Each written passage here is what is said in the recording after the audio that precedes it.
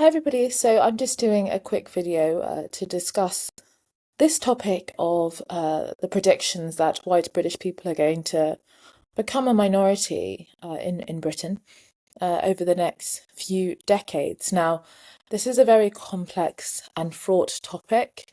It has really been bubbling up for quite a long time, but it catapulted into the forefront of public discourse, I think, when Matthew Goodwin, the academic and commentator, released a report for the Centre for Heterodox Social Science with these predictions. Now, there are obviously some questions about the methodology, like some people are questioning what constitutes white British. I think some of the research doesn't count, for example, ethnically white British people that were not born in Britain but reside in Britain. Also, I think, what about people that are mixed race, that are fully white British as well as fully of another ethnicity? Are they somehow something that we should be regarding as a problem in some way, because they're not purely white British? But I think that to stick on the broader point, the question is what happens when a society that has existed a particular way for hundreds of years, in a very short space of time, transforms really beyond all recognition. And you could obviously argue that societies change, such as the Victorian era in Britain is very different to the Britain of today from a, I don't know, religious standpoint or a social value standpoint. But I do think that there's been a different type of change that's taken place insofar as I think, whilst you could argue that people kind of voluntarily may have left religion or embraced certain social values such as equality for women and the toleration of sexual minorities, I think what's happened in relation to the demographic transformation of Britain has been that a lot of it has arguably come about without consent, insofar as many elections, immigration has been at least in the top three or four issues, and political parties have made huge promises. David Cameron, Theresa May, all of them promised to get migration down to the tens of thousands, knowingly, when we couldn't do that when we were in the European Union due to free movement. And then you had obviously Brexit, where immigration was a very significant issue in that referendum, insofar as it was about controlling our borders.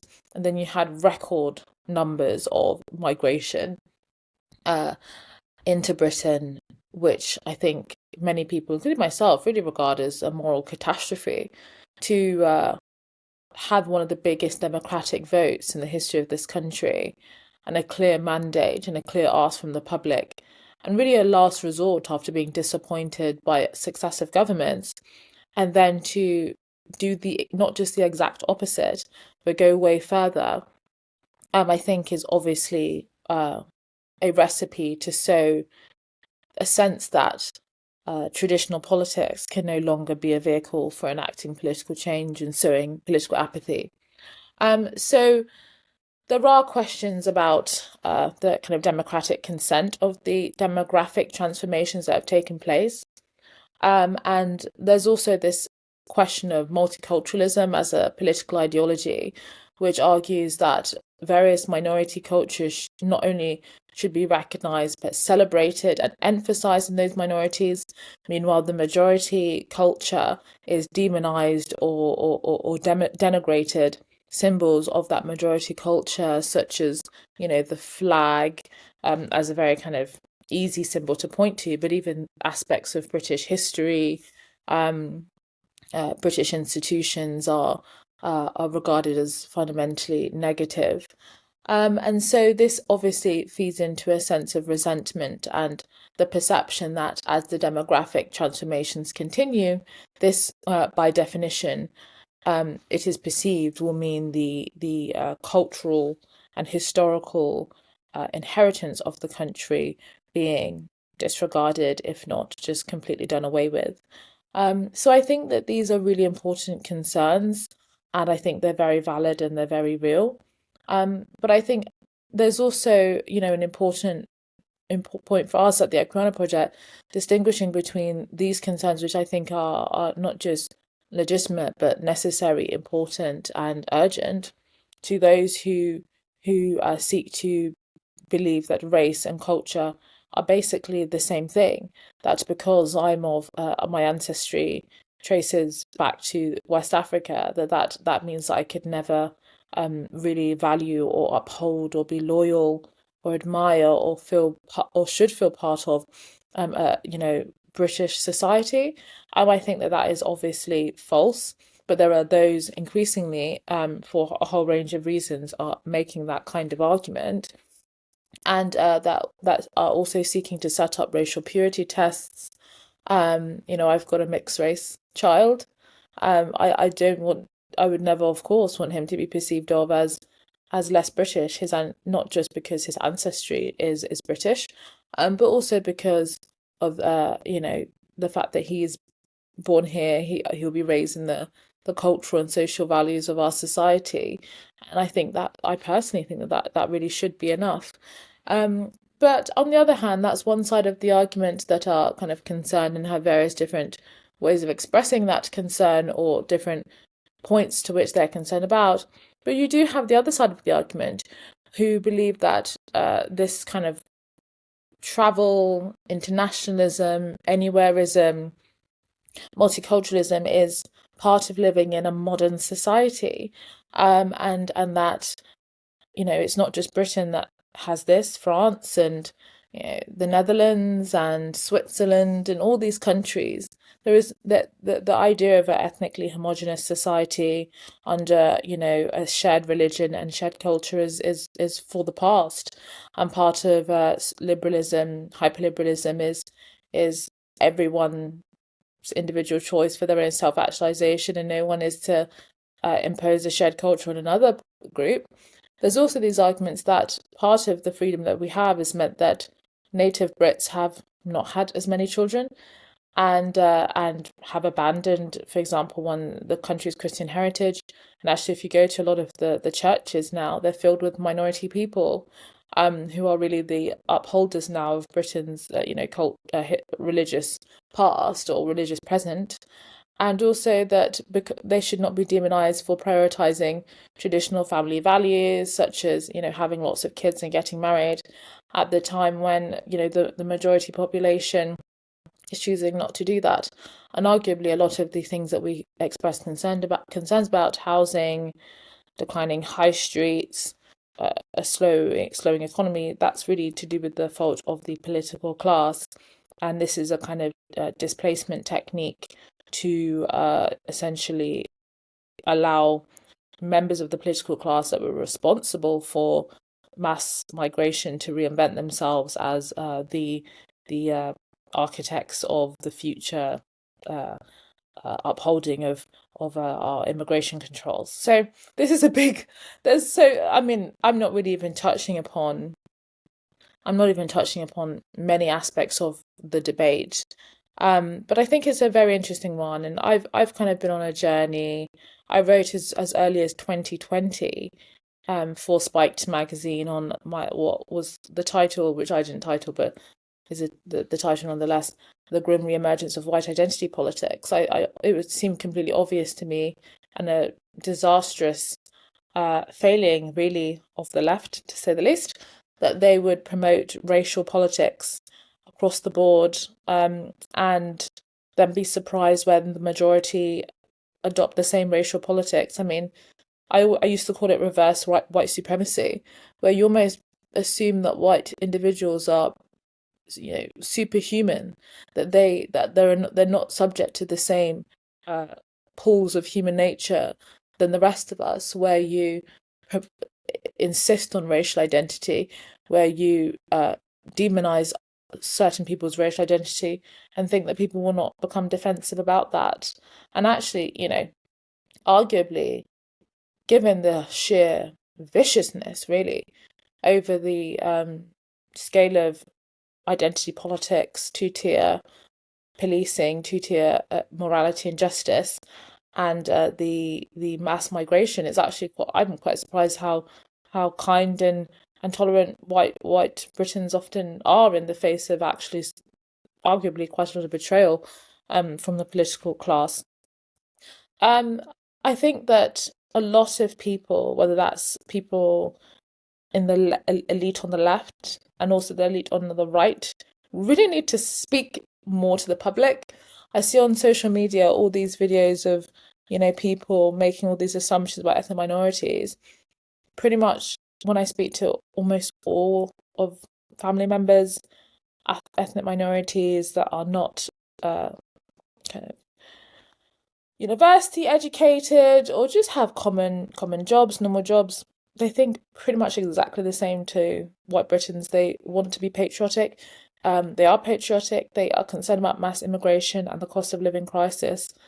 But this kind of woke perspective is constantly imposed on them, and I think it's very, very disconnected to what people actually think, which is really quite dangerous because I think that when we start to have caricatures of each other that are very disconnected to what they are, I think that that is really quite a recipe for conflict. I also just think that it is very interesting seeing this move of the Equiano Project. We've always been about pushing back against identity politics and criticizing the unjust methods of contemporary anti-racism. But as the BLM moment has kind of died really, and flopped to say the least, we're now moving into this new moment that is very much more about immigration and national identity and demographics, and these are still issues that intersect with the issues that we care about, race and identity and culture and thorny moral and cultural issues. So it's just naturally something that we're very interested in. But one was talking about black people mainly, but now this is really becoming a white related discussion. There's also just this wider question of populism and who is really going to speak for the majority frustrations. I won't get into my own personal views on this, but I really do think that we've just got to make sure that if we want to see our society change for the better, we've got to scrutinize and we've got to really hold politicians' feet to the fire. And I think whatever your views are on populism, it does feel like we're at this point that if the populists don't succeed at least somewhat, then I really worry. And there are people talking about civil war. I'm not going to fan the flames of that rhetoric, but this is not a discourse that was being talked about before. I mean, I never Britain always prided itself that England hadn't had a civil war for hundreds of years, and now there is real serious talk about that. We had the riots last year, and obviously growing anger, understandably, about the small boats crisis, the refusal to deport foreign criminals and illegal migrants, and also the seeming higher rates of criminality amongst some migrant groups. The fact that there are some that are still clinging to this international treaties, despite the fact that the support for them are being massively eroded because they are being applied in ways that people that originally created them never intended. I think they've really just got their head in the sand. And I just think it's so interesting that so much of the left have spent the last 5 to 10 years shadowboxing, fighting ghosts of racists and fascists. And now we're actually at a point where there is real ugly politics rising, particularly online. That's the truth. And they have no idea what to say or do because they were so busy accusing ordinary folk that were saying very common sense, normal things of being racist. It feels like the chickens are really coming home to roost, but I don't want to be caught in the crossfire, and I don't want innocent individuals or ethnic minorities to be caught in the crossfire.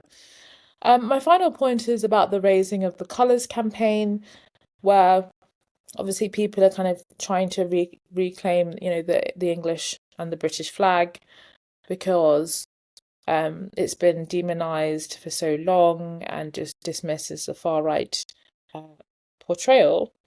I think that whilst I welcome people having a bit of balls and really just saying, this is my flag, I'm sick of just being cowed, fears of accusations of being racist. We've got to do the deeper thinking.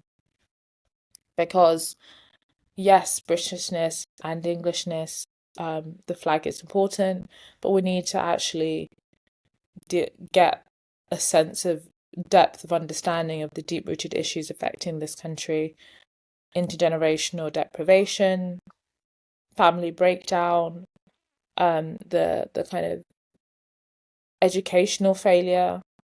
All of these issues is what actually gives pride in our history and an understanding of history.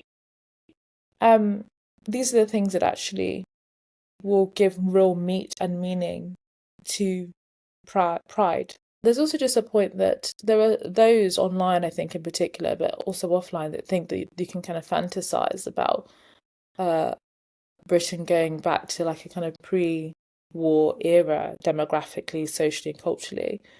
It may be a bit of a pill to swallow for some, but we're not going back. And I think that we need to really be quite realistic. That, for example, hundreds of years of the British Empire meant that distant lands were encouraged to see themselves as British, that developed a deep cultural and historical interconnection with this country. And in some senses, the empire, is now being kind of brought home to the motherland. And there's huge problems with that. But at the same time, it's not this completely alien, surprising thing that's happened. And Britain was always kind of conceptualized as a kind of multi-ethnic, multinational country. I mean, Scotland, Northern Ireland, Wales. And so I think that we need to kind of be careful about rewriting the history of why certain ethnicities are in this country, and their Britishness, and the extent to which they are kind of alien, supposedly. I think it's a lot more complicated than that. But this is why we are hosting this very, very interesting debate or discussion, let's say, called How Should We Think About White British Ethnic Decline? The speakers are John Denham, former MP and Labour Minister. He's now also the director of the Centre for English Identity and Politics at the University of Southampton. We also have Paul Embery. He's a firefighter, trade unionist, Blue Labour commentator, and author of Despise: Why the Modern Left Loathe the Working Class. We also have Eric Kaufmann, Professor of Politics at the University of Buckingham, Director of the Centre for Heterodox Social Science, and author of White Shift: Populism, Immigration, and the Future of White Majorities. And then we have Luke Tryl, Executive Director of More in Common UK. Now, this event is taking place Thursday, the 27th of November this year, 2025, and it will be held in central London. It is ticketed, and please get your tickets soon. We have an early bird discount, but we want to discuss all of these hugely important, multifaceted, urgent and complex issues around race, demographics, immigration, and the future of British identity. Thank you.